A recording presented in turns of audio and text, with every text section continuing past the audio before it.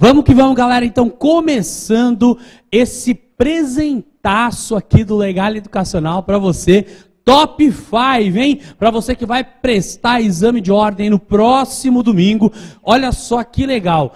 O Legal Educacional se preocupando com você, se preocupando com a sua aprovação. E eu tenho certeza, domingão, no final do dia, você vai chegar cheio de orgulho em casa, falando, tenho certeza que eu passei na primeira fase do 23º exame de ordem, beleza? Não poderia, óbvio, ficar de fora do top 5 aqui do Legal Educacional.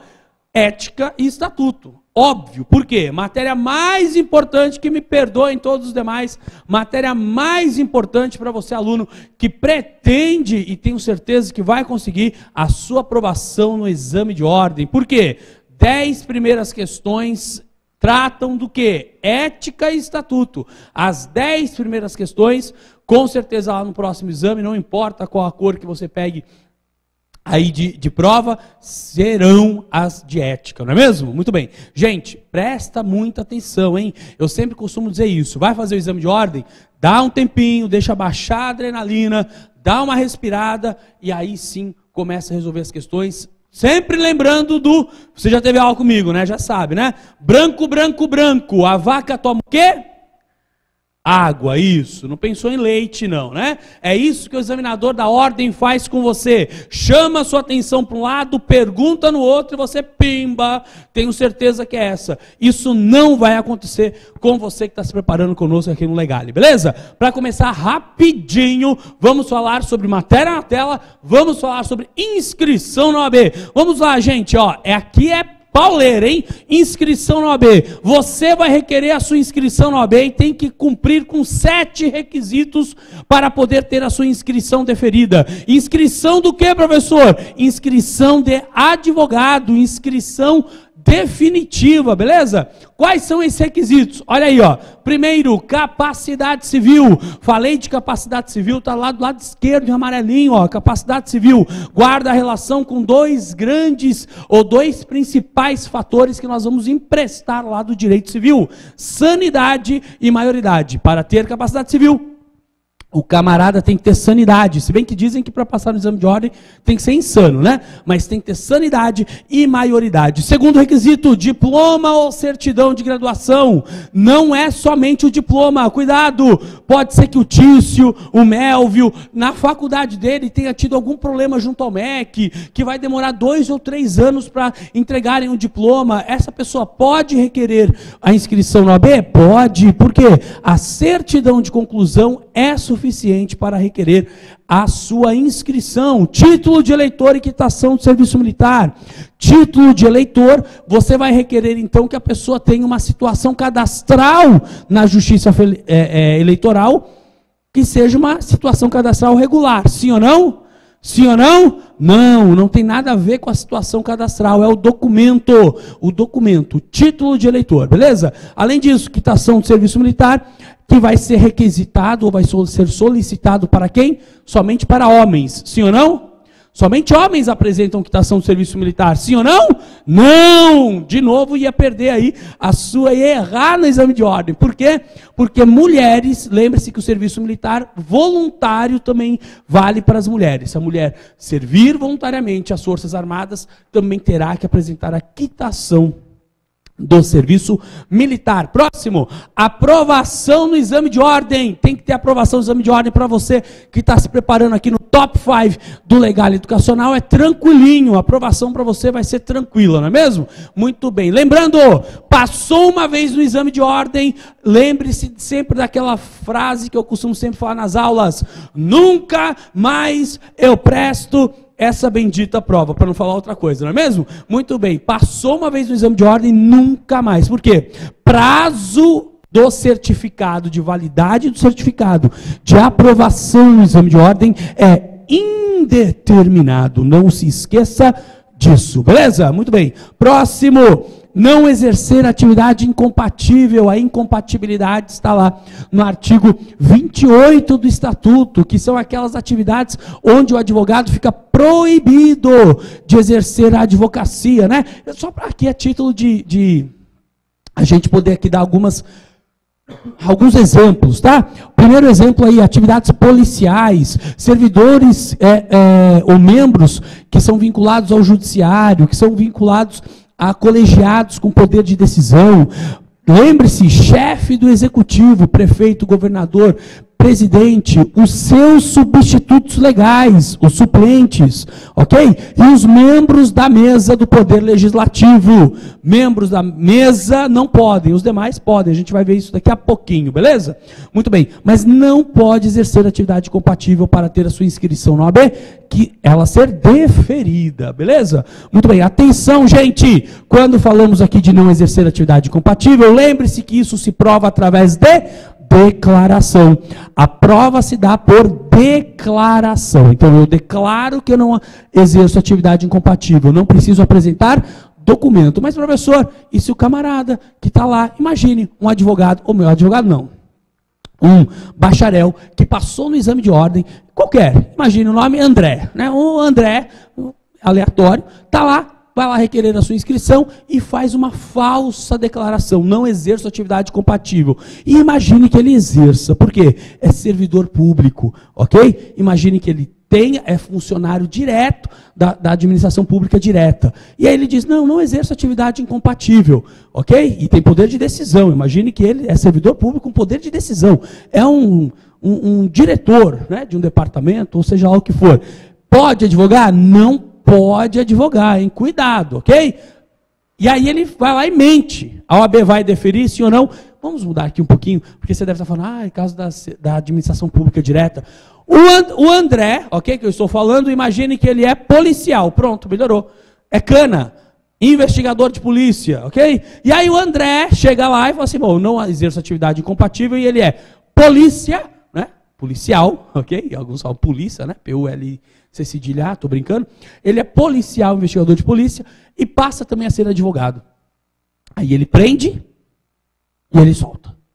Ele prende e ele solta. É isso que pode, sim ou não? Não, atividade incompatível, atividade policial. Se ele mentir, se ele fizer falsa prova, então, deste requisito, além das consequências penais que ele terá em relação a essa falsa declaração, a eventual inscrição dele como advogado será cancelada. Então, teremos o cancelamento da inscrição dele por ter feito falsa prova. E todos os atos praticados por ele serão nulos. Nulos. Atenção, não serão anuláveis. Não podem ser ratificados por outro advogado, porque são nulos. Beleza? Próximo requisito. Idoneidade moral. Ser idôneo é ser honesto. Todo o candidato à OAB vai pressupor, atenção, este requisito é presumido. Ela vai ter a presunção, a OAB vai presumir que você, que tem os demais, passou no exame de ordem, então você tem idoneidade moral. Mas atenção, nós sabemos que nem todo mundo tem idoneidade moral.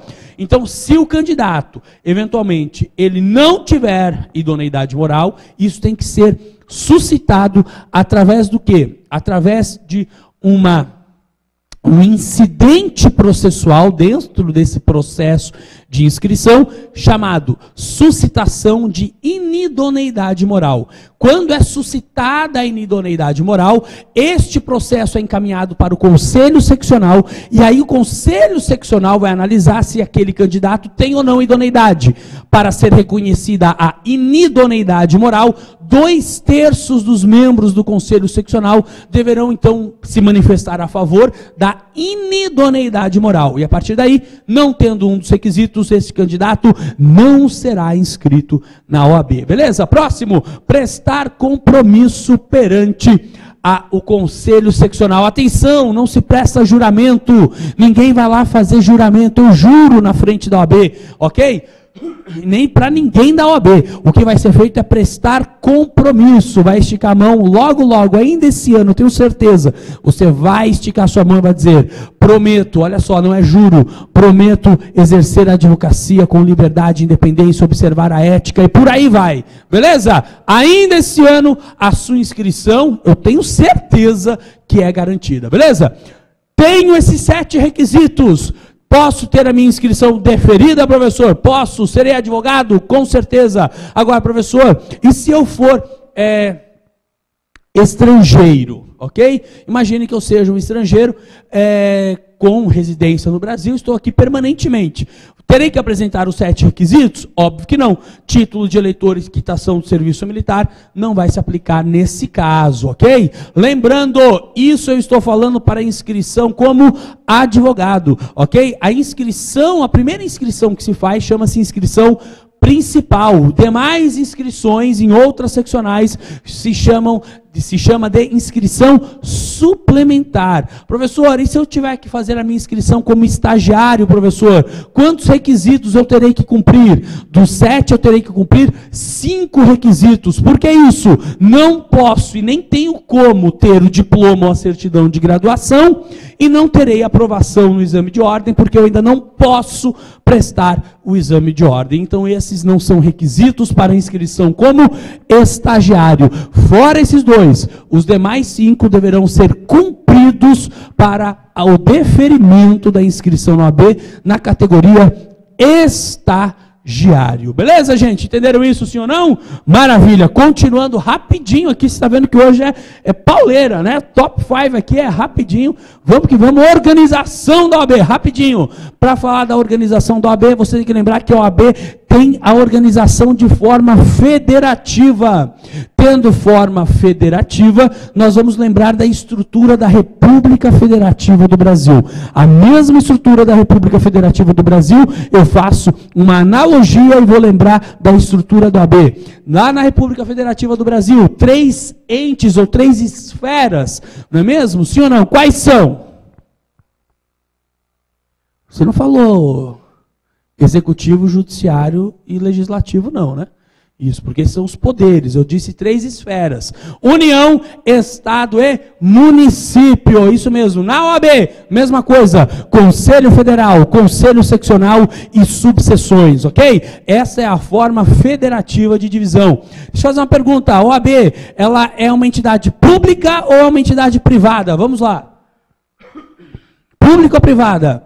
Muito bem, sui generis. Por que sui generis, professor? Porque é uma instituição privada que presta serviço público. Quando chega no direito e a gente não sabe o que é essa anomalia, a gente chama de sui generis, não é mesmo? Por isso que a OAB é assim. É privada, mas prestando então serviço público. Lembrando que a OAB tem 2 finalidades. Uma finalidade é institucional. O que é isso?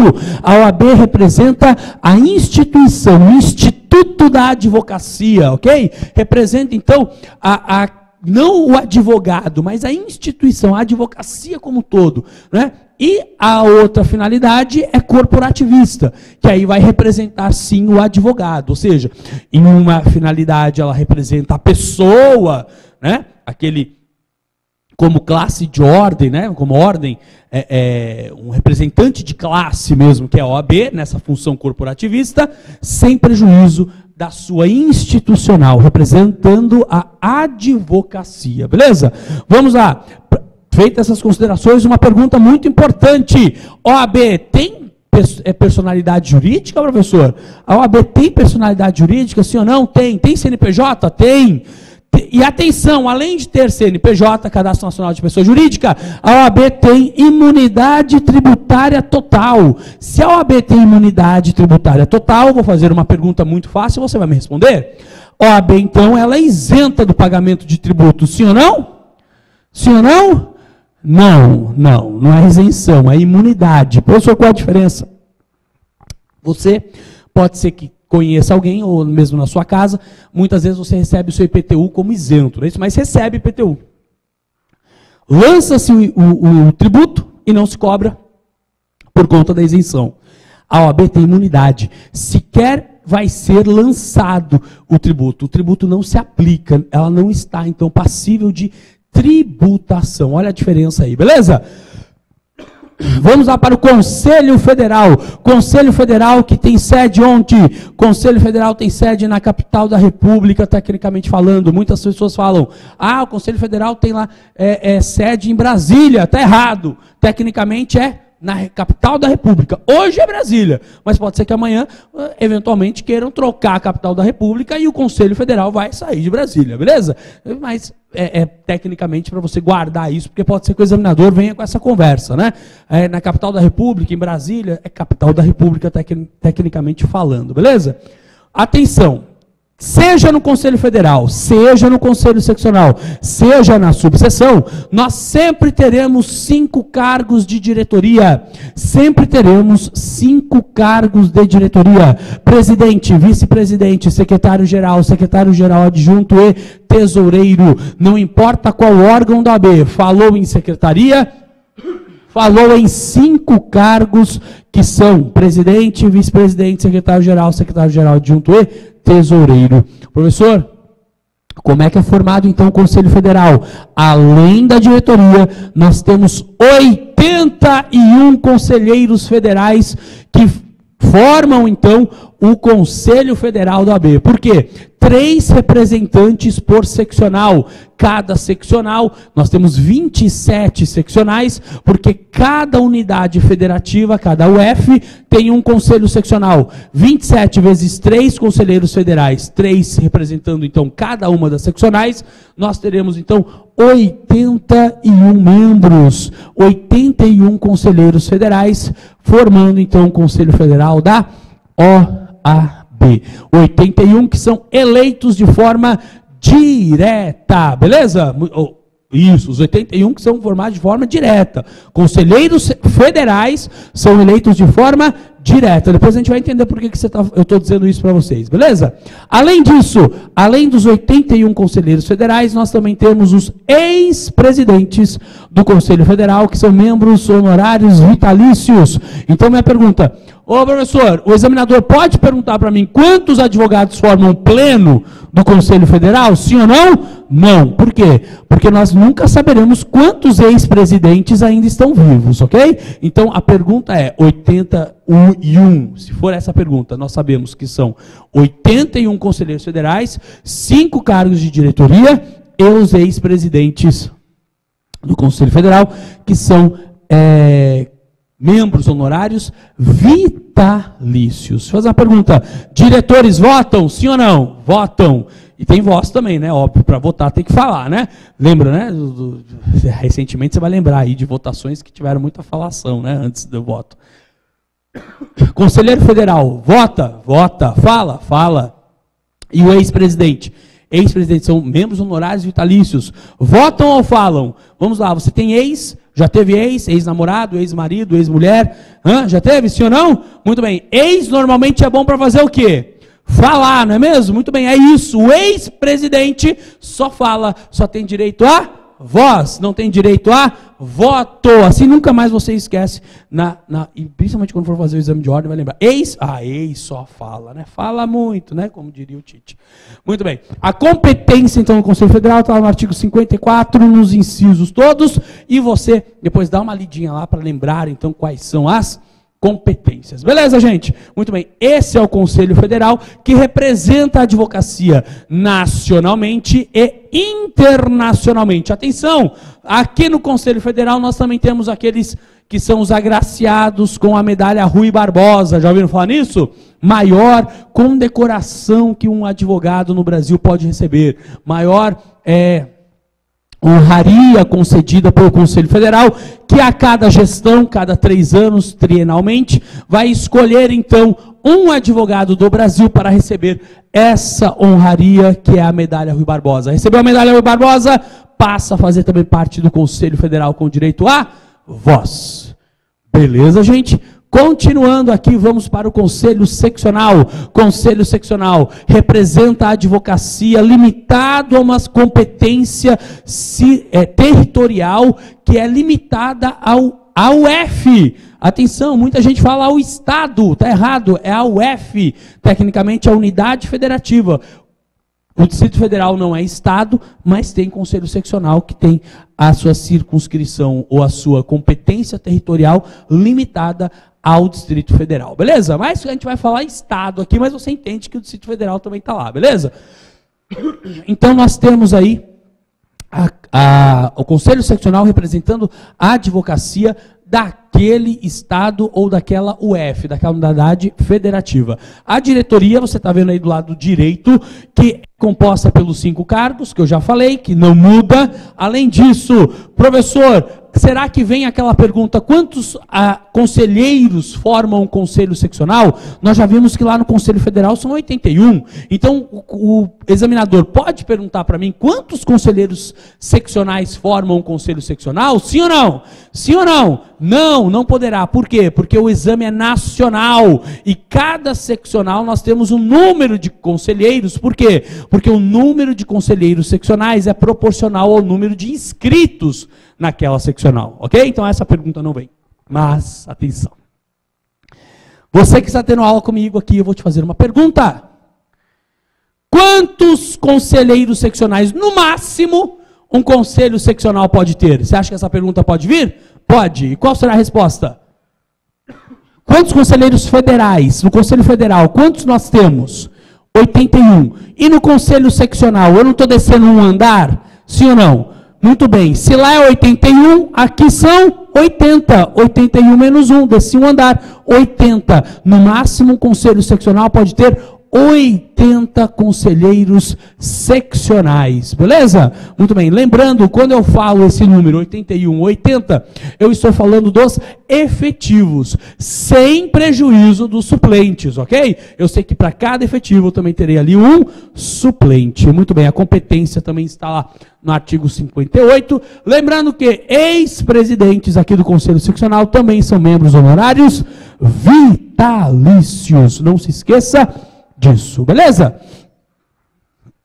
Uma pergunta, professor. O senhor disse que a OAB tem CNPJ. O Conselho Federal tem CNPJ, sim ou não? Tem. Os conselhos seccionais têm CNPJ, sim ou não? Tem. Muito bem. Próximo. Subseções. Subseção é a menor parte, a menor unidade que nós temos de representatividade dos órgãos na OAB. Lembrando, subseção é, olha aqui, é descentralização administrativa. Subseção é descentralização administrativa. Subseção, atenção, ela tem a sua competência territorial, que pode ser limitada e será delimitada pela seccional. É a seccional que vai decidir ou vai chegar à conclusão se ela vai ou não criar uma subseção. Lembrando que eu preciso de no mínimo 15 advogados domiciliados em uma região para poder ter a abertura, né, a existência de uma subseção, e essa subseção pode ter a sua competência territorial limitada a uma região, abarcando vários municípios, a um município ou a parte de um município, hein? Cuidado. Pode ser, lembre-se sempre do caso, sempre digo aqui em São Paulo, né? Município de São Paulo, nós temos 13 subseções. Então, nós sabemos que é possível, e aí quem vai decidir se cria ou não a subseção, onde cria, como cria, é a seccional que nós estivermos aí falando daquela unidade federativa ou daquele estado. Atenção, a subseção não possui personalidade jurídica própria, não possui CNPJ, utiliza o CNPJ da seccional. Por quê, professor? Porque é descentralização administrativa. Lembrando que a subseção também tem 5 cargos de diretoria. Beleza, gente? Entenderam isso ou não? Muito bem. Tem CNPJ? Não tem CNPJ. Vamos rapidamente aqui falar, não tem material, isso aqui eu vou falar aqui, no tete a tete, porque algo me diz. Atenção, não fica olhando assim, ou colocando a mão aqui na cabeça, que você vai achar que é o professor Xavier do X-Men que está. Não é. Vamos lá. Algo me diz que domingo, 23º exame de ordem, cairá uma questão sobre eleições na OAB. Atenção, eleição na OAB sempre ocorre na segunda quinzena do mês de novembro do último ano da gestão, ou seja, os mandatos na OAB são trienais. No último ano, na segunda quinzena de novembro, devem acontecer as eleições, que não ocorrem no mesmo dia em todo o território nacional. Cada seccional organiza a data e, dentro desse período, o momento em que vai fazer a sua eleição. Lembrando que as eleições na OAB são feitas por chapa. O que é isso? Uma chapa preenche praticamente todos os cargos que nós estamos falando aqui. Ou seja, um voto vai escolher diretoria da subseção, e um outro voto vai escolher quem são diretoria do conselho seccional, vai escolher quem são os conselheiros seccionais, vai escolher quem são os conselheiros federais e também vai escolher quem são os diretores da Caixa de Assistência dos Advogados, que eu vou falar daqui a pouquinho, tá bom? Entenderam isso, sim ou não? Muito bem. Atenção, na segunda quinzena de novembro ocorre as eleições. A chapa que ganha toma posse no dia 1º de janeiro do ano seguinte. Tomou posse, ok? Os conselheiros federais, os conselheiros seccionais, a diretoria da subseção. Atenção, no dia 31 de janeiro, depois da posse, os conselheiros federais, aqueles 3 por conselho seccional, vão a Brasília. Vão aonde? A capital da República para o Conselho Federal. E lá irão eleger de forma indireta, ou seja, eles irão votar representando as suas seccionais, quem serão os membros da diretoria do Conselho Federal, que toma posse no dia seguinte, dia 1º de fevereiro do ano seguinte à realização das eleições na OAB. Ok? Lembrando, para poder ser candidato à OAB, não podemos ter o quê? Infração ética disciplinar, não é mesmo? Temos que ter aí, ó, atenção, no mínimo 5 anos de inscrição na OAB, viu? Isso ainda está valendo, por mais que alguns estejam dizendo aí que vai cair, não caiu! 5 anos de inscrição na OAB no mínimo. E tem que ter conduta ilibada, ok? Conduta ilibada tem que ter aí, não ter sanção ética disciplinar e ter no mínimo 5 anos de inscrição na OAB. Feita então essas considerações sobre eleições, vamos falar sobre a Caixa de Assistência dos Advogados. Atenção, Caixa de Assistência dos Advogados, matéria na tela. Qual é a função da Caixa de Assistência dos Advogados? Dar assistência aos advogados. Essa pergunta é bem difícil, né? Então, CAA. Atenção, muitas vezes a gente acaba acostumando em São Paulo, CAASP, em Santa Catarina, CAASC, né? No Rio de Janeiro, CAARGE. Então, atenção, lá no seu exame de ordem, nós teremos o quê? CAA. Então, não vai dizer, não sei o que é CAA, o professor não falou. Caixa de Assistência dos Advogados, que tem por finalidade dar assistência aos advogados. Atenção, todas as seccionais do país têm caixa de assistência. Por quê? Para instalar, para criar uma caixa de assistência, eu preciso de no mínimo 1.500 advogados inscritos naquela seccional. A diretoria da CAASP também é formada por 5 cargos: presidente, vice-presidente, secretário-geral adjunto e tesoureiro. Atenção, atenção, Caixa de Assistência também tem o quê?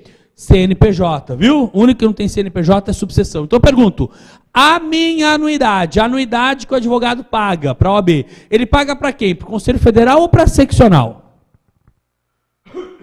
Ele paga para o Conselho Seccional ou para o Federal?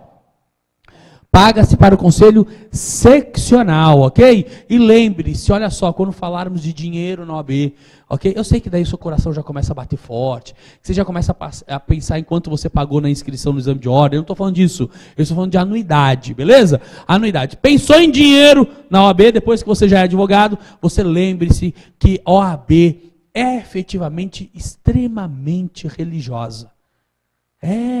A OAB segue padrões cristãos judaicos.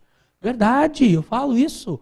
Sabe por quê? Do valor que ela recebe, a seccional, a primeira coisa que ela faz, ela paga o dízimo. E o dízimo a gente paga para quem está para cima, não é isso? Muito bem, 10% já manda para o Conselho Federal. Recebeu 10% dízimo, manda para o Conselho Federal. Do que sobra, atenção, do que sobra, 3% é mandado para o Fundo Cultural. Fundo Cultural da onde? Fundo Cultural da seccional. 2% encaminhada para o FIDA. Atenção, saiba o que é FIDA, porque se não chega na hora do exame e você diz que é complicado lembrar desse negócio. FIDA, Fundo de Integração e Desenvolvimento Assistencial dos Advogados, órgão vinculado ao Conselho. Se é FIDA, é federal, isso, federal, beleza? E aí nós teremos lá 2% encaminhados para o FIDA, 10 com 3 com 2 deu 15, atenção, 45% é separado para as despesas administrativas, entre elas, lembre-se, subseção é descentralização administrativa, o dinheiro para manter a subseção sai desses 45%, o que deu 60% até agora, se eu não estiver errando no cálculo. Está fazendo o cálculo? Muito bem. Sobrou 40, dos 40, metade manda para a Caixa de Assistência dos Advogados. Metade vai para a Caixa de Assistência. E sobrou quanto? 20%. O 20% vem para o bolso da seccional. E lembre-se sempre da inadimplência. Eu costumo sempre falar isso, porque isso não vai cair no exame de ordem, mas só para você ter ciência que a inadimplência acaba ficando aí por conta desses 20% que sobra. Beleza?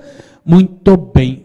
Sabendo disso, tenho certeza que se cair questão sobre organização da OAB, você está tranquilinho, beleza? Continuando aqui, gente, atenção, não se esqueça que, olha só, matéria na tela, atividade de advocacia. Advogado vai fazer o exame de ordem, falou de advocacia, falou de exercício da advocacia. Lembre-se, o artigo 133 da Constituição Federal é meu pastor e nada me faltará. Por quê? O artigo 133 diz, o advogado é indispensável à administração da justiça. Não me importa se você fez estágio no Ministério Público, se você fez o estágio na Defensoria Pública, se você fez o seu estágio na Delegacia de Polícia, se você fez o seu estágio, não me importa onde. Você está prestando exame de ordem. A sua cabeça tem que estar em sintonia com o do examinador. O advogado é indispensável. Pensou no advogado, tem que estar ali sempre. Por quê? Porque o advogado é aquele... O juiz não é indispensável, o promotor não é indispensável, o delegado não é indispensável, mas o advogado está na Constituição Federal, que é base, então, para a justiça nesse país. Atenção, por conta disso, nós, enquanto advogados, também temos, então, ali eu costumo sempre falar que é uma membrana, né, envolvendo a advocacia, que é a inviolabilidade. Atenção, o advogado é inviolável, sim ou não? O advogado é inviolável, sim ou não? Sim ou não? Não, o advogado não é inviolável. As ferramentas, aquilo que está atrelado ao exercício da advocacia é inviolável, entendeu? Então o que é que vai ser inviolável? Correspondência, documentos, arquivos, ok? Comunicação, não importa o jeito, isso sim é inviolável. Atenção, advogado sempre deve agir com independência, não existe hierarquia entre profissionais forenses e o advogado, é a mesma coisa. Quem manda? O juiz ou o advogado? A lei. Quem manda? O juiz ou o promotor? A lei. Quem manda? O delegado ou o advogado? A lei. Mas lembre-se, aqui só para deixar uma coisa muito clara, o juiz, o promotor e o delegado só poderão fazer aquilo que está na lei, enquanto o advogado pode fazer tudo e qualquer coisa que não esteja proibido na lei. Entendeu a importância dessa questão, desse princípio da independência, da não existência de hierarquia? Entenda, você quer ser advogado, por isso que está prestando o exame de ordem. Continuando. O advogado exerce uma função social. Advogado exerce função social. Pausa para um gole de água aqui, que eu sei que você também não está mais aguentando a minha voz na sua orelha aí.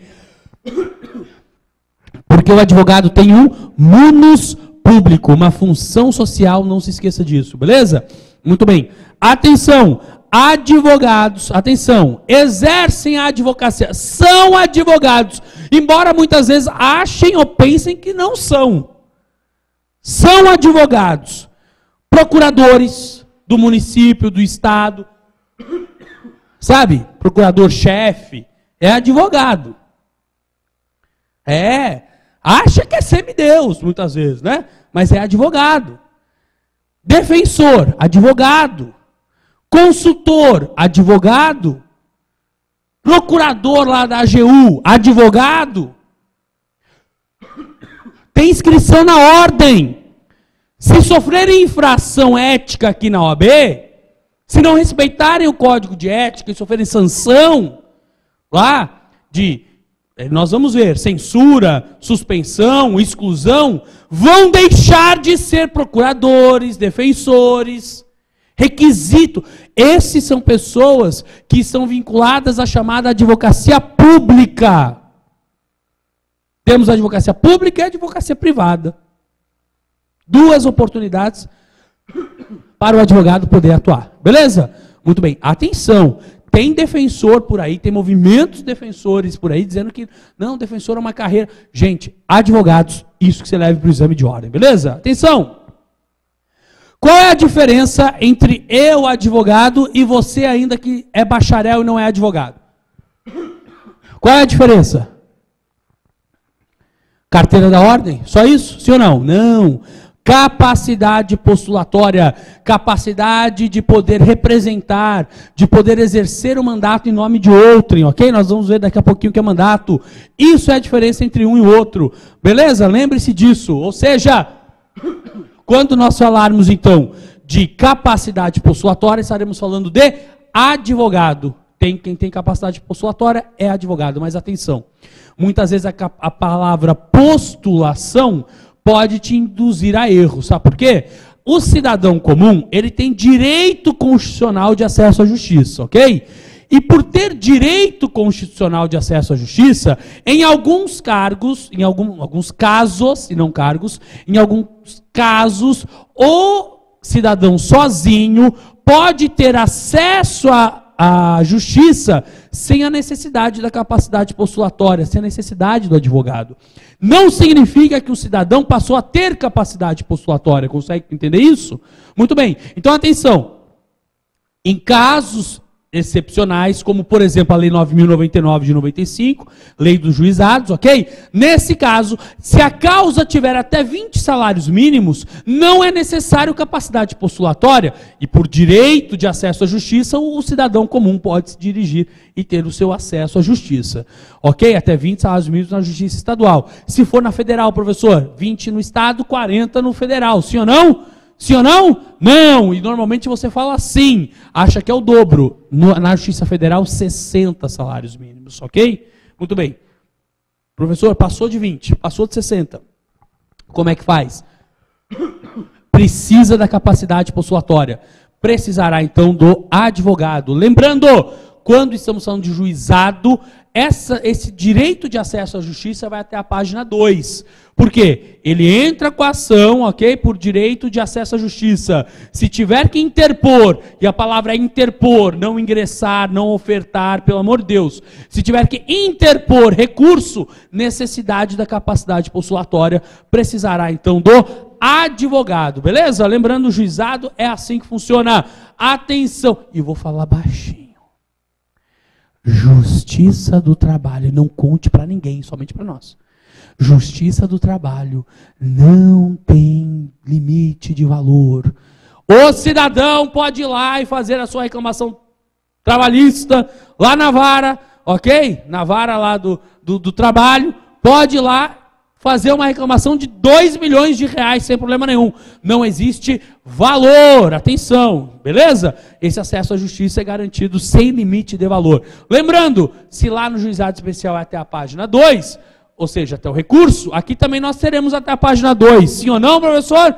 Sim ou não? Não! Já ia se dar mal aí, de novo, no exame de ordem. É até a página 3. Por quê? Reclamação ele pode fazer sozinho.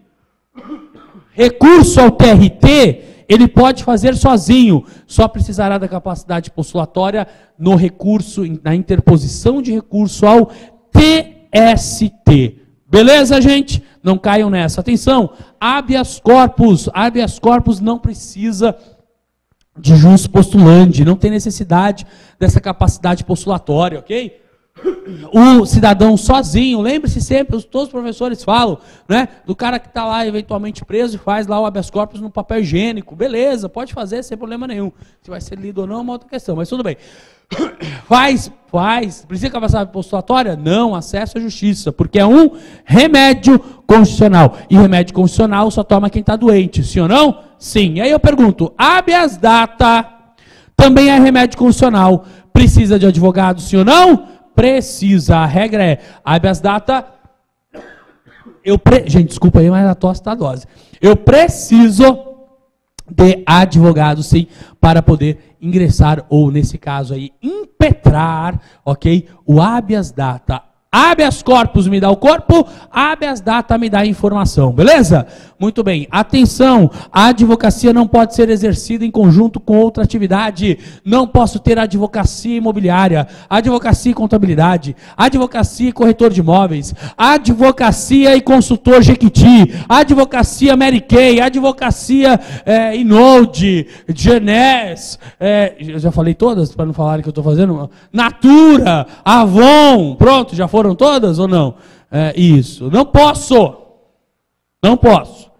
Ah, professor, mas aqui na prática, esqueça a prática, o problema é isso. Muitas vezes você pega a prática, leva para o exame de ordem e aí acaba se dando mal. Mas aqui não vai acontecer porque você nem vai levar a prática para o seu exame. Sim ou não? Sim, maravilha. Atenção, vamos falar aí sobre incompatibilidade e impedimento. Incompatibilidade, matéria na tela, é proibição total, tá lá, ó, incompatibilidade no artigo 28 do Estatuto, pega o artigo 28, lê quais são as atividades que são incompatíveis, lembrando, existem algumas exceções que não são incompatíveis, exemplo, lá está dizendo, no artigo 28, que membro de colegiado com poder de decisão está incompatibilizado com a advocacia, ok? Ou membros do poder judiciário. A exceção é a justiça eleitoral. Justiça eleitoral, é possível que nós tenhamos advogado que é juiz eleitoral, ok? Por uma determinação, por uma indicação, muitas vezes da própria OAB, e esse advogado não estará incompatibilizado. Ele vai poder continuar exercendo a advocacia, mas com uma exceção, não poderá advogar na justiça que compõe, ou seja, a incompatibilidade passa a ser impedimento. Ele pode exercer a advocacia fora, mas não poderá exercer na justiça eleitoral, beleza, gente? Lembrando, além disso, membros do CNJ, Conselho Nacional de Justiça, membros do CNMP, Conselho Nacional do Ministério Público, a OAB, lembra lá daquelas finalidades da OAB? A OAB tem duas finalidades. Nela, que é uma atividade, uma finalidade institucional, a OAB então passa a ter, a advocacia passa a ter lugar, cargo, passa a ter disponibilidade de representação nesses conselhos. São dois representantes da OAB, tanto no CNJ quanto no CNMP, ok?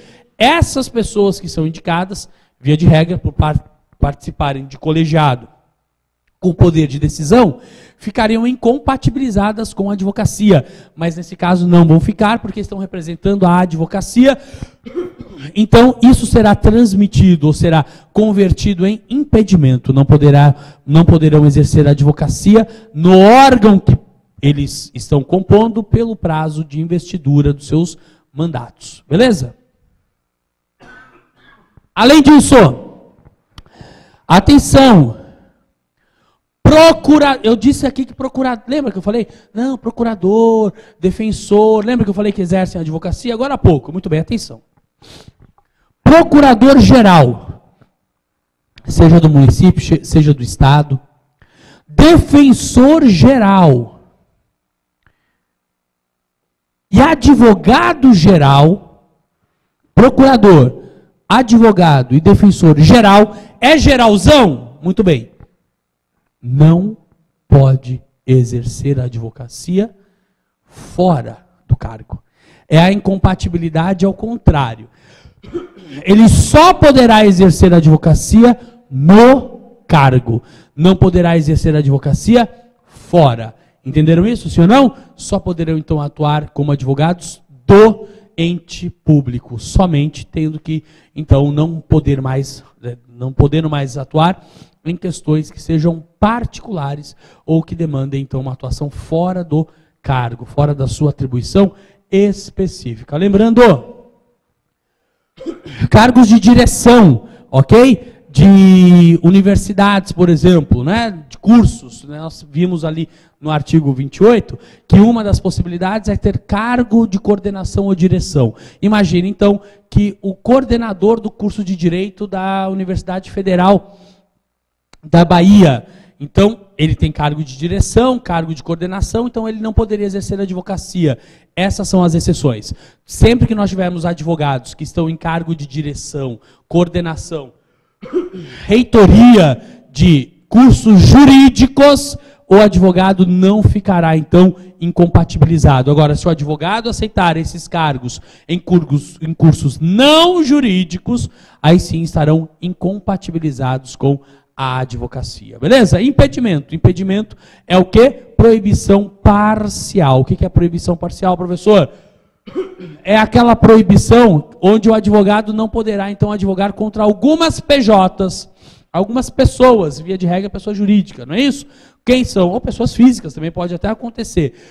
Ex-clientes, pelo prazo aí, pelo menos de 2 anos, não poderá advogar contra, não é mesmo? A não ser que seja em causa própria, eventualmente contra o próprio cliente. Lembrando, o que eu estou querendo dizer aqui é o seguinte, principalmente PJs, eu não posso advogar contra quem me remunera, né? Exemplo, o meu caso, eu sou servidor público municipal de São Paulo. Não posso, então, litigar, não posso exercer advocacia contra a municipalidade, a fazenda pública municipal que me remunera. Não posso contra o município de São Paulo, mas posso contra o município de São Bernardo, de Santos, do Rio de Janeiro, de Salvador. Posso, só não posso contra a que me remunera. Ok? Entenderam isso, sim ou não? Embora nós tenhamos aí alguns entendimentos específicos aí de que o advogado que exerce função pública não poderia advogar via de regra contra qualquer outro ente público, não importa a esfera. Mas para o exame de ordem você leve isso.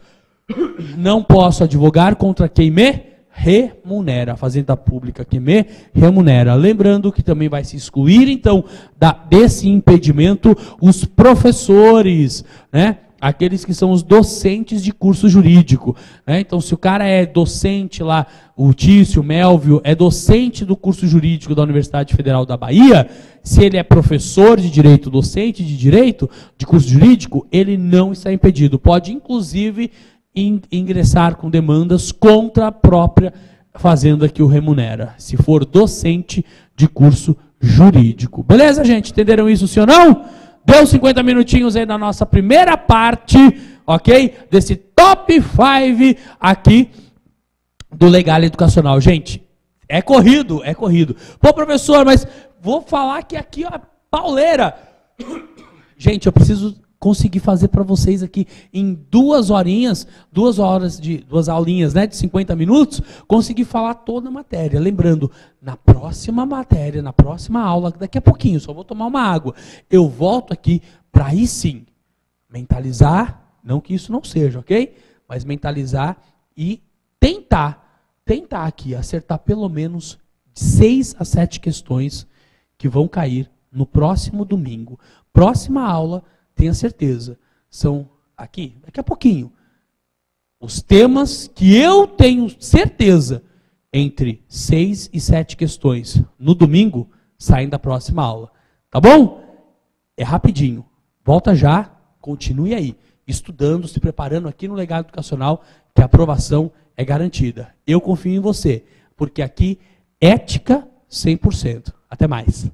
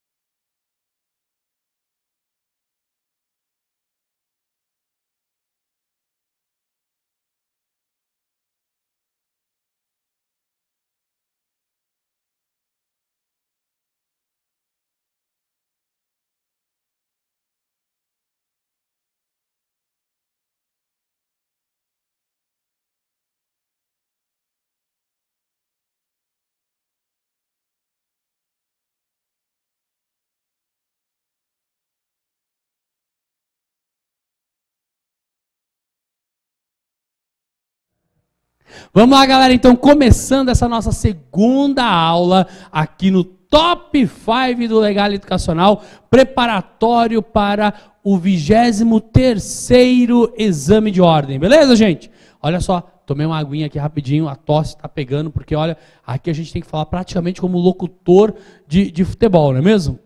Ah, professor, mas está muito rápido.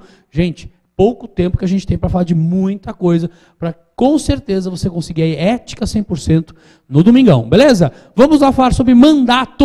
O que é mandato, gente? Mandato é procuração? Sim ou não? Sim ou não? Não! Todo mundo acha que mandato é procuração. Mandato é contrato. A procuração é o instrumento de mandato, é a materialização, a instrumentalização desse contrato. Então imagine que um cliente tenha sido preso, ok? E aí o familiar chega e fala assim, doutor, o senhor pode advogar para o meu parente que está preso? Foi preso agora em flagrante. Eu digo, posso. Isso que eu acabei de fazer com esse parente é o quê? Um mandato, um contrato, ok? E olha que eu não tenho procuração, né? Me contratou para atuar, tenho mandato, mas não tenho um instrumento de mandato ainda. E aí a gente consegue entender até por isso que não pode ser obrigatório apresentar procuração, ok? O advogado tem direito de atuar sem procuração. Atenção! A lei diz, o estatuto diz, que advogado tem o direito, prerrogativas, de atuar por 15 dias em casos urgentes sem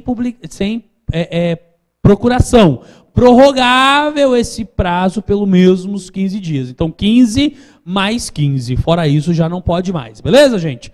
Muito bem. Atenção, procuração. Nós temos procuração adjudícia, procuração para utilização, representação em juízo.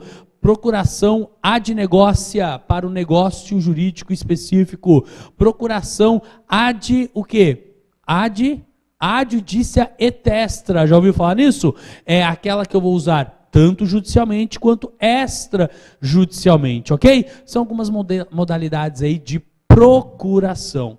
Lembrando, gente, quando nós falamos de procuração, nós sabemos que esse mandato, esse contrato pode ser desvinculado a qualquer momento. Se o advogado não quer mais o cliente, revogação. O advogado não quer mais o cliente, renúncia, vai renunciar o mandato. E aí essa renúncia tem que ser avisado o cliente com a R, ok? Eu tenho que notificar a consciência, essa notificação tem que ser inequívoca, por isso a importância do AR. E a partir daí, comuniquei o juízo, a partir daí, durante 10 dias eu ainda fico responsável pelos prazos daquele processo. Ou até a juntada de uma nova procuração por um novo advogado, beleza? Atenção, se o cliente não me quer mais, ele vai revogar, ok? Se eu advogado não quero, renuncio. Se o cliente não quer, revoga. Precisa me falar o porquê? Não. Eu preciso falar para ele por que estou renunciando? Não. Ele precisa fazer mais alguma coisa comigo? Sim. O quê? Pagar honorários que sejam aí proporcionais ao trabalho que foi realizado. Cuidado com isso. O pagamento de honorários deve ser realizado, se em caso de revogação, proporcionalmente ao trabalho que foi realizado. Quando falamos de contrato de honorários, nós temos 3 tipos de contratos honorários, né? Honorários advocatícios. O que é honorários advocatícios? Pergunto, é a prestação pecuniária pela prestação de serviço, sim ou não? Sim ou não? Não, isso, porque se fosse, eu aplicaria o Código de Defesa do Consumidor. Honorários advocatícios é o valor que é pago pelo cliente, pela honra que ele tem da prestação de serviço do advogado. Olha só, bem diferente, não é isso? Honorários advocatícios, 3 tipos de honorários. Honorários convencionados, honorários arbitrados judicialmente, honorários de sucumbência. Quando falamos de honorários convencionados, estamos falando dos honorários que foram contratados, não é isso? Convencionados, seja de forma escrita, seja de forma verbal. Ambas têm o quê? Validade jurídica, ok? Ambas têm validade jurídica. Ambas formas, tanto escrito quanto verbal. Lembrando que o melhor é sempre o escrito. Tem um limite, tem um teto para poder cobrar honorário, sim ou não? Posso cobrar R$1 milhão para fazer habeas corpus? Sim ou não? Posso? Sim ou não? Aí você fala, pode? Não pode? Muito bem, depende. Isso. A primeira coisa que eu tenho como limite é o piso. O piso é o valor da tabela de honorários da OAB. Não posso cobrar menos que o valor da tabela de honorários da OAB, sob pena de infração ética disciplinar e estando então sujeito à sanção de censura. Então, cuidado, não se pode cobrar menos que o valor de honorários do que menor que o valor de tabela estabelecido pela OAB, beleza? E máximo, tem o máximo? Atenção, alguns dizem que não, que o céu é o limite, mas tem. Os honorários não podem ser arbitrados de forma abusiva. Então eu tenho algumas características a serem analisadas na hora de arbitrar honorários. Primeiro, a complexidade da causa, se é complexo ou não. Segundo, o praxe praticado naquela região. Terceiro, a reputação do advogado, isso é levado em consideração. E quarto, e não se esqueçam disso, esse elemento quarto é essencial, a capacidade financeira do cliente. Isso também tem que ser levado em consideração na hora de mensurar, na hora de valorar os honorários. Atenção, alguns dizem precificar, está errado. A advocacia não tem preço, tem valor, beleza? Muito bem. Se o meu contrato for verbal e eu não tenho, então, o documento, não é isso? Eu não tenho ali o instrumento contratual, aí provavelmente eu terei que me socorrer da segunda característica dos honorários, que são os arbitrados judicialmente.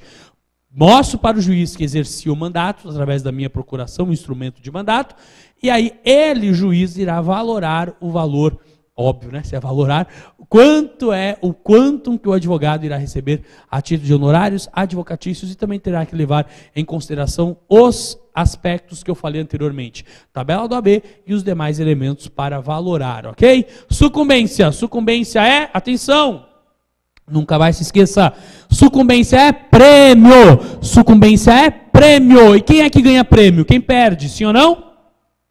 Óbvio que não. Quem ganha prêmio é quem ganha. E olha só, aí eu vou parar rapidinho para te falar.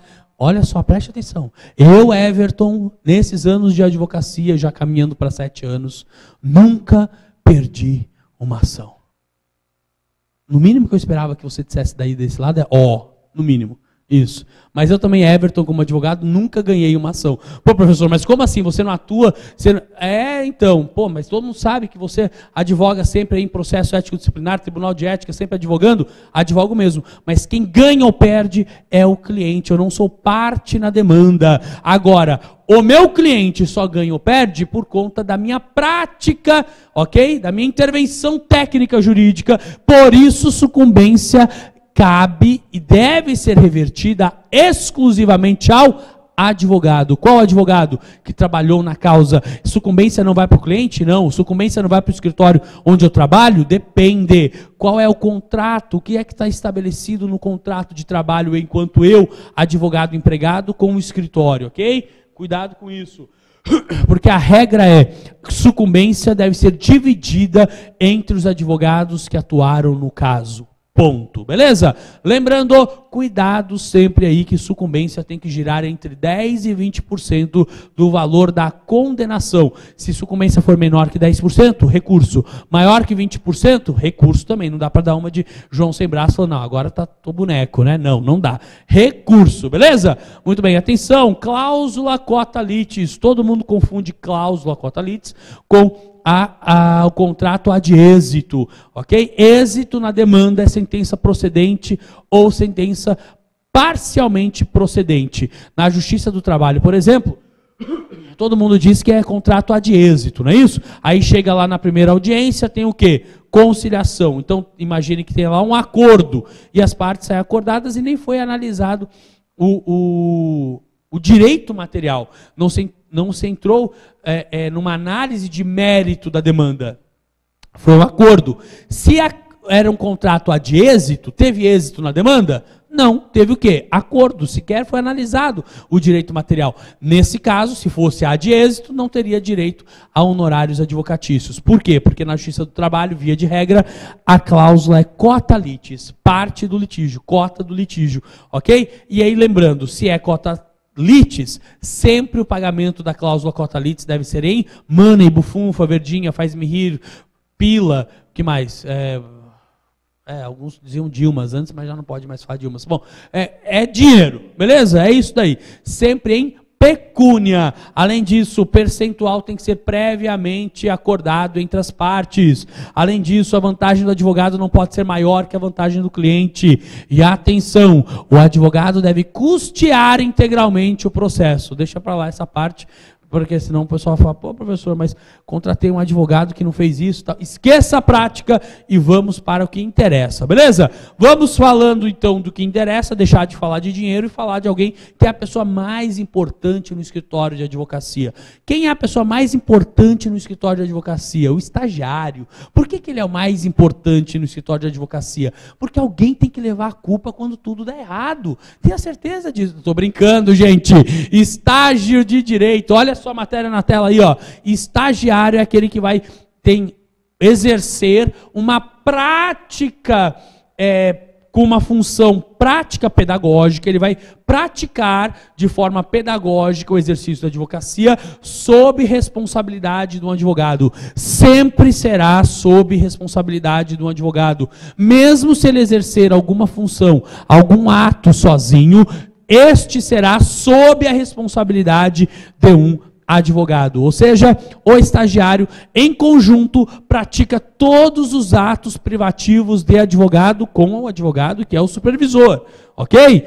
Mas o estagiário também poderá, então, exercer 3 coisas sozinho, sem a necessidade da presença ou da assistência direta do advogado. Primeiro, carga de autos, né? E alguns falam assim, porque é burro de carga. Não, gente. Carga de autos, ok? Pode fazer carga de autos aí, com certeza, o estagiário de forma sozinho. Pode obter certidões em cartório, pode fazer a requisição de certidões e pode assinar sozinho petição de juntada de documentos. Essas são as 3 coisas que o estagiário poderá fazer sozinho.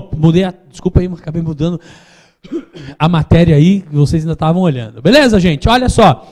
Permitido na advocacia, na publicidade. Tá aí no material, ó. Isso, deixa um minutinho. Eu quero que você pause agora a aula e leia tudo isso, beleza? Não vai dar tempo de eu ler. Pausa a aula e lê. Ponto. Isso. E aqui nós temos também o que é proibido. Atenção! Pausa a aula e lê. Pausou? Então pode pausar para ler. Se você não lê o que é permitido e o que é proibido, tenha certeza, vai cair no domingão e você fala, puxa, devia ter lido aquele slide lá do professor, beleza? Muito bem, já falamos então de publicidade. Gostou desse jeito, né? O que pode, tá verdinho, lê. O que não pode, tá vermelhinho, lê. Ok? Assim fica fácil para a gente poder otimizar a nossa aula. Sociedade de advogados. Sociedade de advogados só pode ser feita, então, por 2 ou mais advogados. Sim ou não?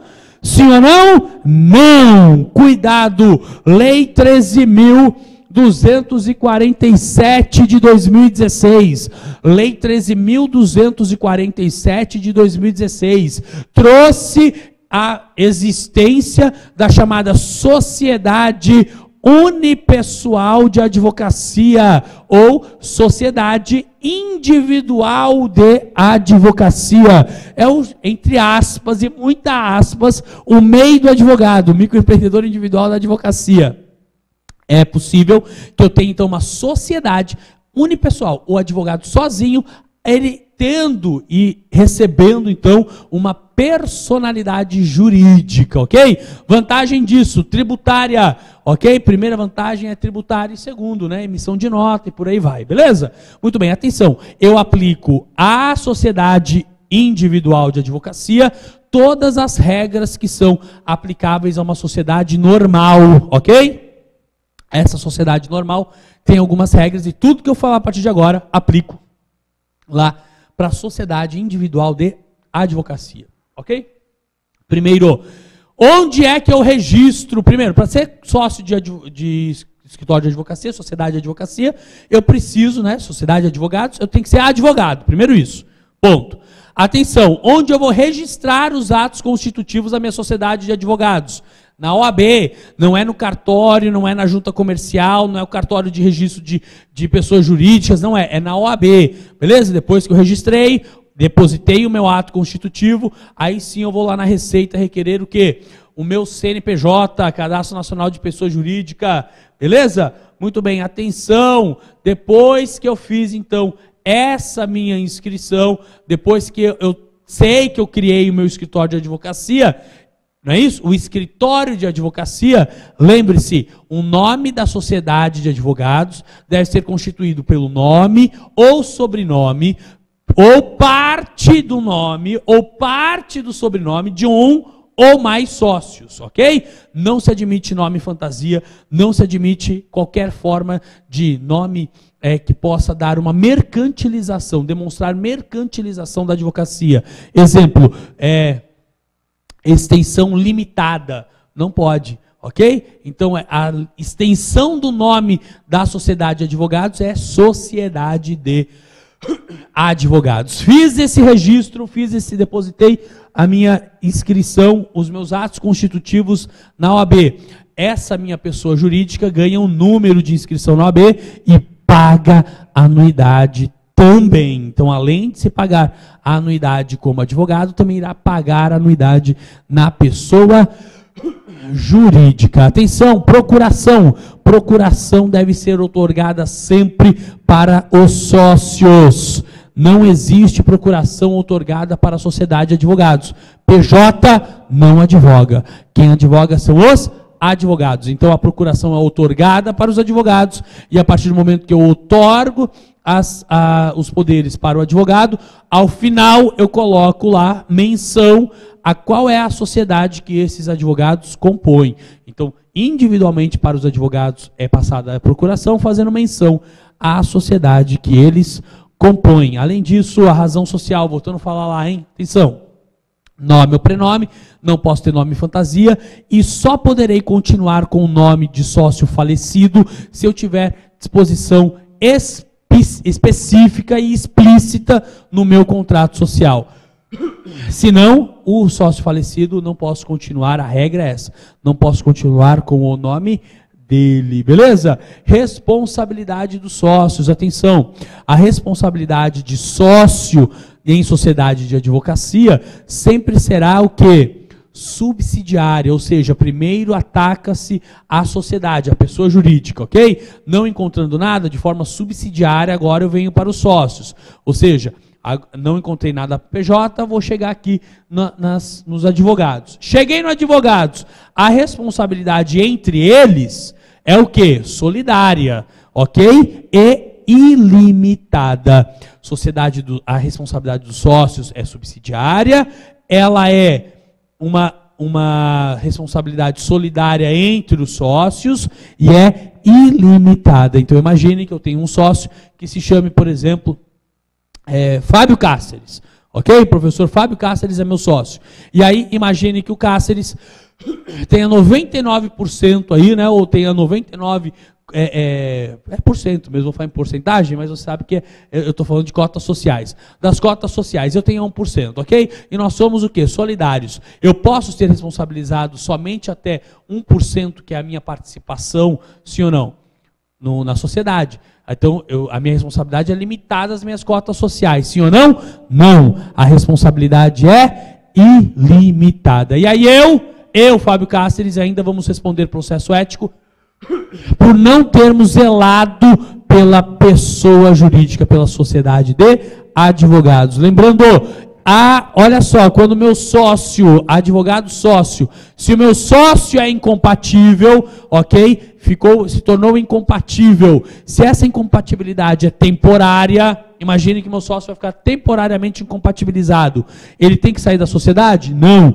Ele vai fazer o quê? Se afastar da administração, ele não pode realizar atos administrativos, ele não pode fazer condução administrativa da sociedade, ok? Ele se licencia e depois volta. Se a incompatibilidade for permanente, exemplo, passou aí no curso para juiz, beleza? É permanente. Ele tem que ser excluído, ele tem que se excluir da sociedade de advogados. Agora, se o meu é sócio, ele é impedido, atenção, o impedimento de um sócio contamina a sociedade e, por consequência, os sócios. Se o meu sócio não pode atuar, não pode advogar contra tal PJ, a sociedade, os sócios também não poderão. Ok? Entenderam isso, sim ou não? Maravilha. E por último, filial. Posso ter filial em qualquer lugar do Brasil, da minha sociedade, sim ou não? Posso. Lembrando, atenção, não posso, eu, Everton, não posso compor duas sociedades na mesma seccional. Não posso ter uma sociedade individual e uma sociedade de advogados na mesma seccional. Consegue entender isso, sim ou não? Não posso compor duas PJs na mesma seccional. Em outras seccionais, posso? Posso, livremente, ok? Lembrando, posso ter filiais? Posso, em todo o território nacional. Se eu decidir, em São Paulo, tenho uma sociedade de advogados, quero atuar no Rio de Janeiro, posso como filial? Posso. Tenho que avisar, informar a seccional de São Paulo, que eu vou abrir aquela filial, e lá no Rio de Janeiro tenho que informar a seccional que irei atuar como filial e fazer o quê? A inscrição de todos os sócios advogados, inscrição suplementar lá no Rio de Janeiro. Informo a São Paulo, informo a seccional onde eu pretendo instalar, ok? E faço a inscrição dos advogados na inscrição suplementar na nova seccional. Atenção, não posso ser sócio de quem já sou sócio, ou seja, imagine que eu já tenho um sócio chamado André aqui em São Paulo. E aí nós queremos, eu e o André, atuar no Paraná, mas queremos admitir um novo sócio somente para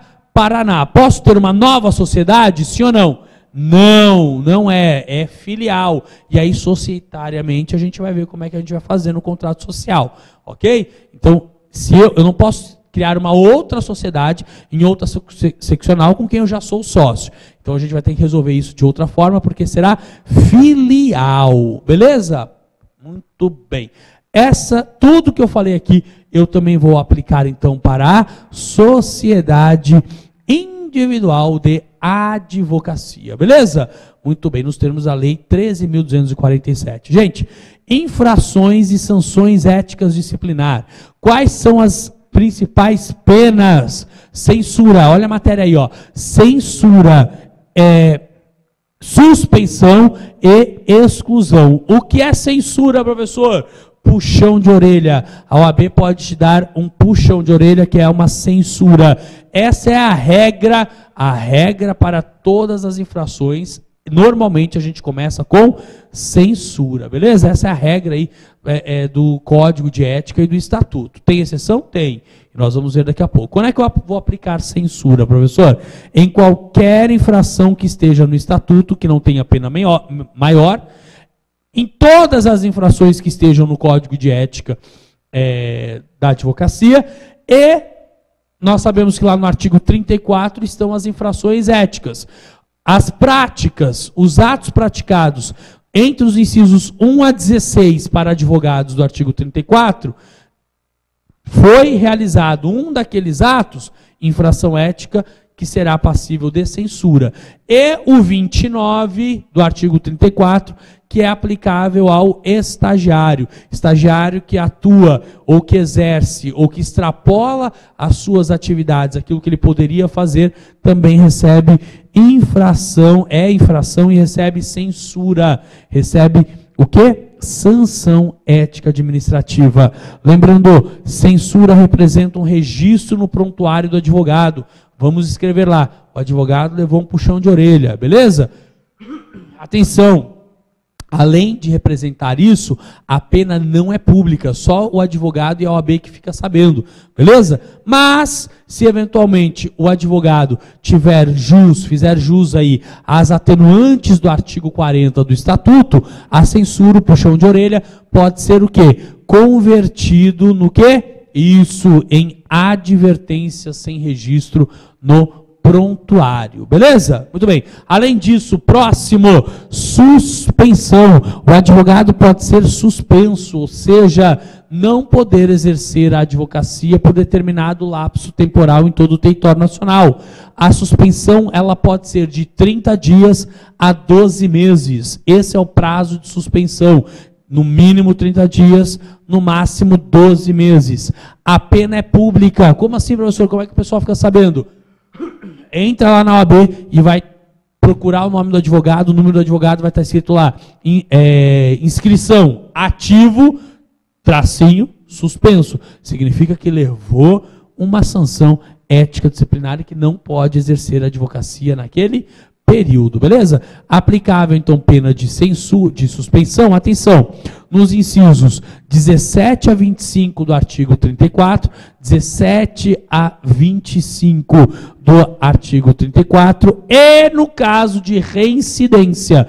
É reincidente? É reincidente? Nós estaremos já falando de suspensão, beleza? E exclusão, que é a pena mais danosa, mais grave que nós temos aí no nosso estatuto, matéria na tela, dá uma olhada lá, exclusão, é aquela que é aplicada nos casos, nos incisos 26 a 28 do estatuto, ou quando da aplicação da terceira suspensão. Primeira suspensão, segunda suspensão, na terceira vai para a exclusão, que gera o cancelamento da inscrição do advogado, e além disso, para ser excluído, para ter essa exclusão, o advogado terá então que ter a manifestação de 2/3 dos membros do Conselho Seccional que irão reconhecer ou irão validar essa exclusão, beleza? Muito bem. Atenção, a pena também é pública, todo mundo fica sabendo que o advogado foi excluído. Lembrando, por último, está em vermelhinho aí, não é à toa, que é multa. Alguns dizem que a multa é pena. Eu vou dizer que não.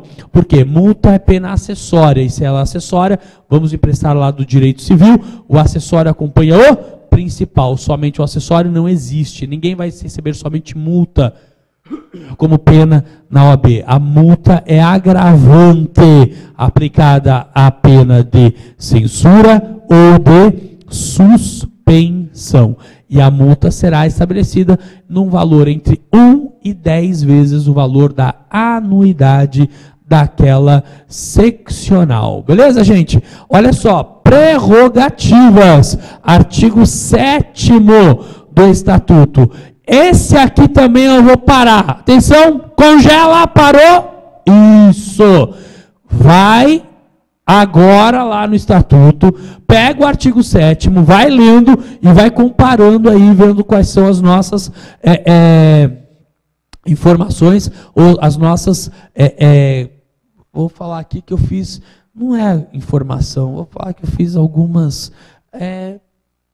lembretes, vamos fazer assim, dizer assim, e eu vou dizer que esses lembretes são aqueles que fatalmente o examinador pode perguntar para você nesses lembretes, né?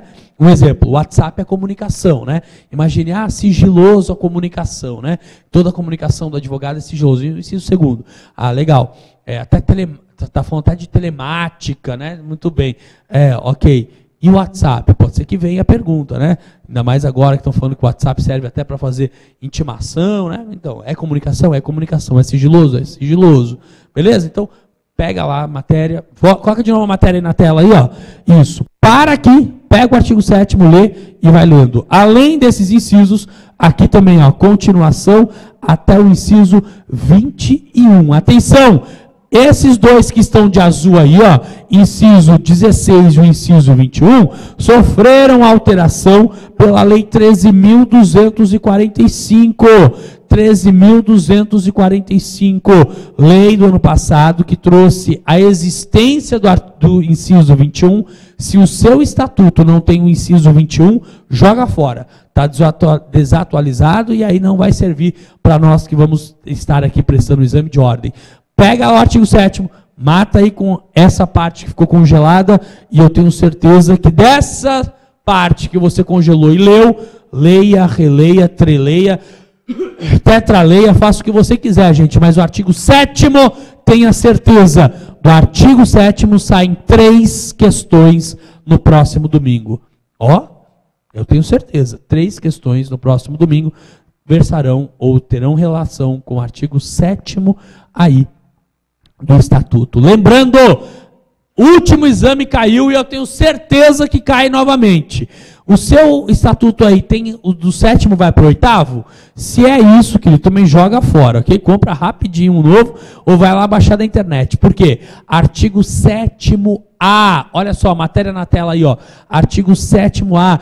Quem trouxe a existência do artigo 7º-A foi a Lei 13.363, de 25/11/2016, gente. Novembro, quase dezembro do ano passado, trouxe o artigo 7º-A, que são as prerrogativas da advogada.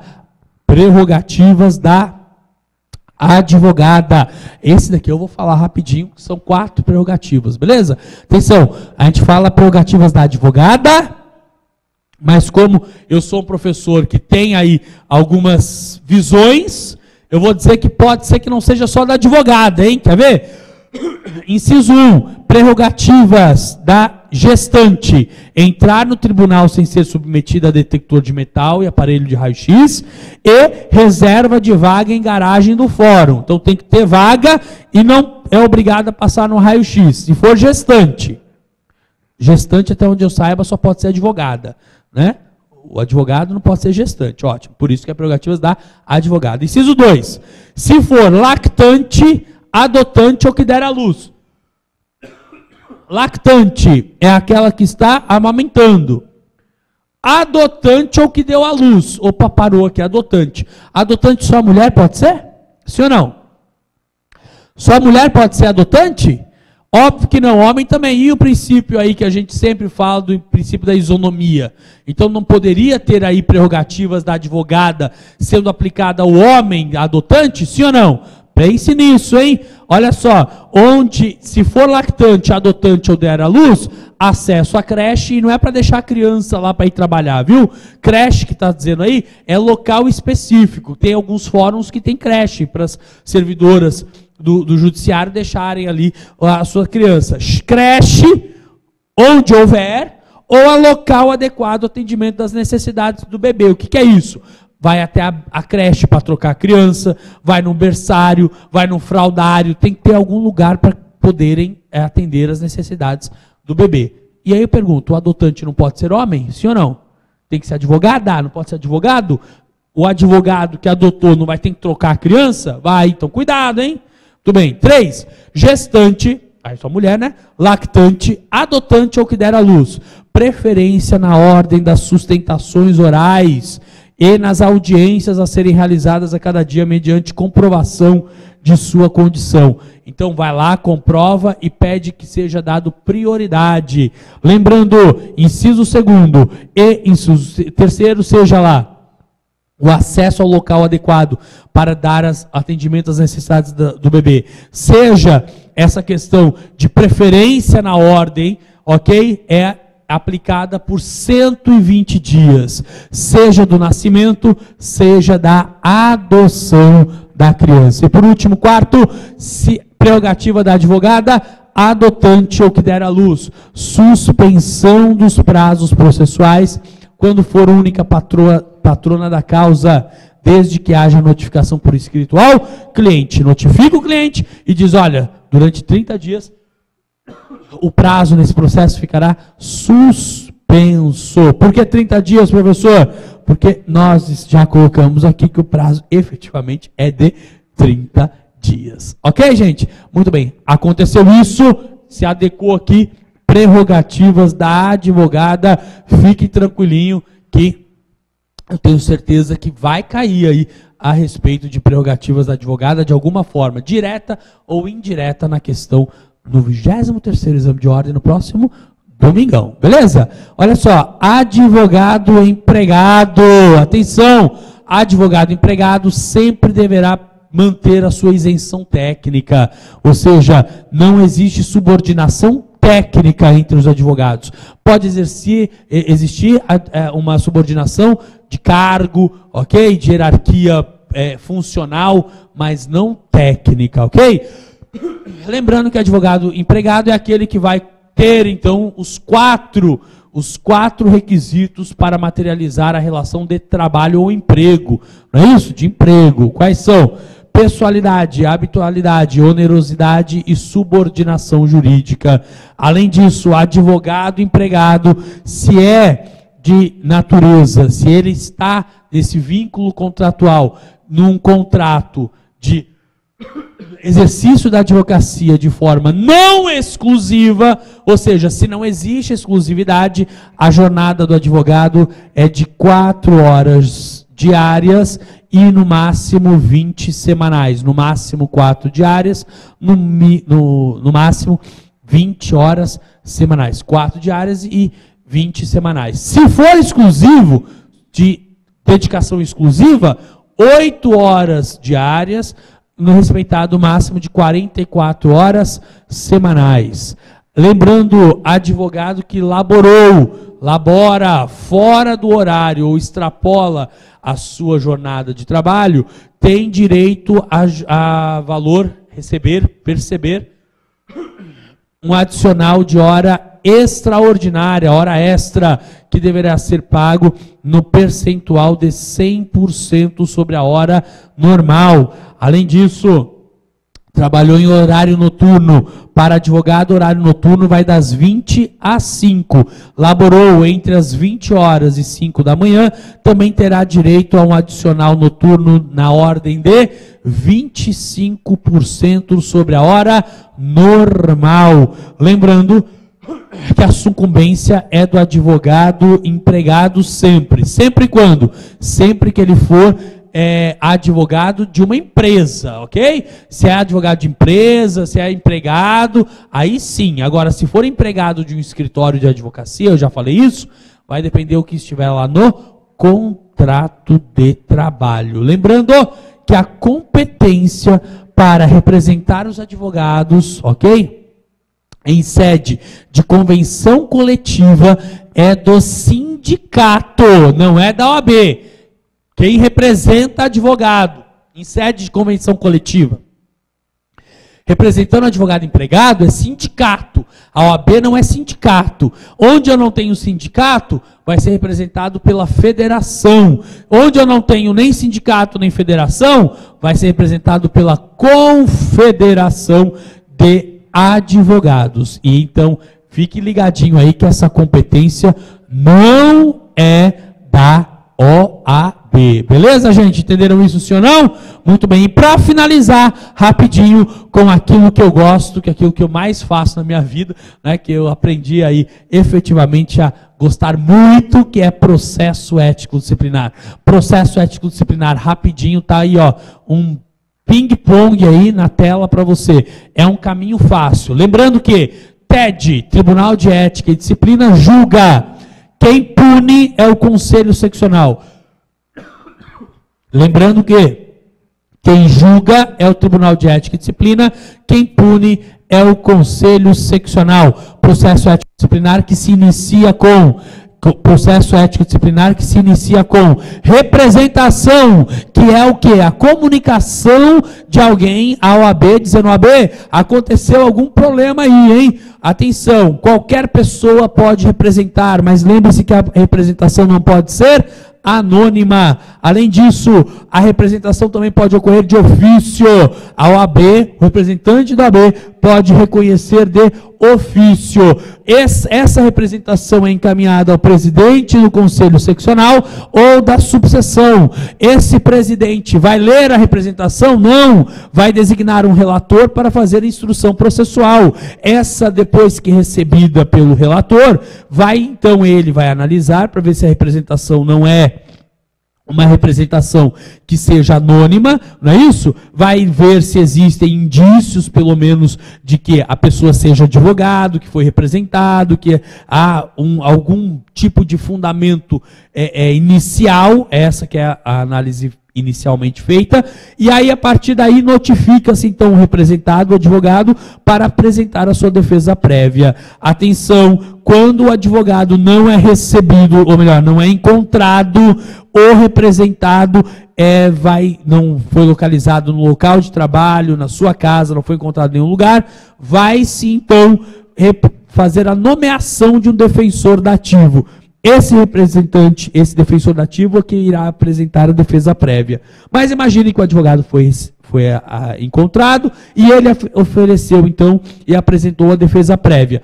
Vai, de novo, volta para esse relator, que irá fazer um despacho saneador, onde ele vai olhar o que foi narrado na representação, quais foram os argumentos trazidos na defesa prévia, se existem ou não provas, e aí, se ele verificar que não existem, então, indícios da prática de infração, antes desse despacho saneador, ele manda os autos ao presidente do Conselho Seccional, fazendo o que, gente? Sugerindo o arquivamento. Olha a importância aí da defesa prévia. Sugere o arquivamento. Se não for o caso, marca-se a audiência de oitiva, que é a audiência de instrução, para a oitiva do representante, dos representados, e até o limite de 5 testemunhas por parte. 5 para o representante, 5 para o representado. Depois da audiência de instrução, se for necessário, realizam-se diligências. Depois das diligências, abre-se prazo comum com o novo Código de Ética.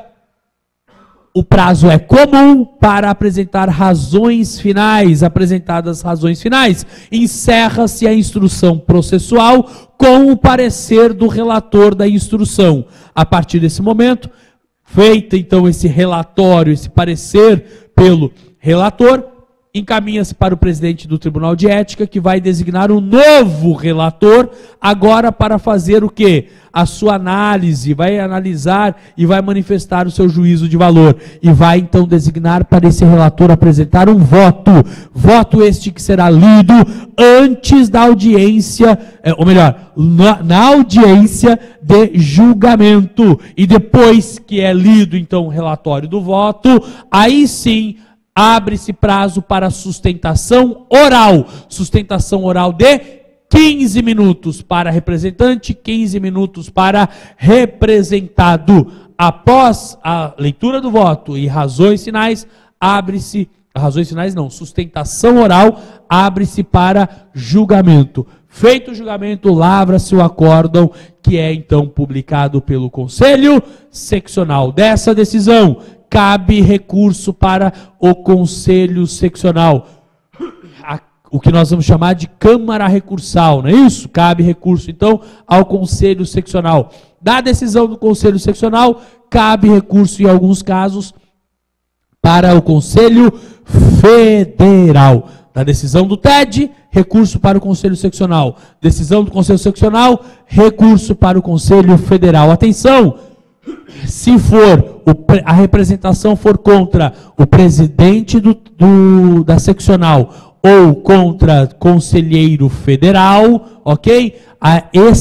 Essa representação, esse processo ético deverá ser encaminhado para o Conselho Federal. O Tribunal de Ética, aqui na seccional, não vai analisar representação contra presidente da seccional ou conselheiro federal. Gente, olha que correria, garanto a você aí que foi praticamente uma narração de futebol, mas isso tudo que nós fazemos aqui, desculpem aí algumas tosses que vieram aí, mas não tem jeito, a garganta já está pedindo socorro.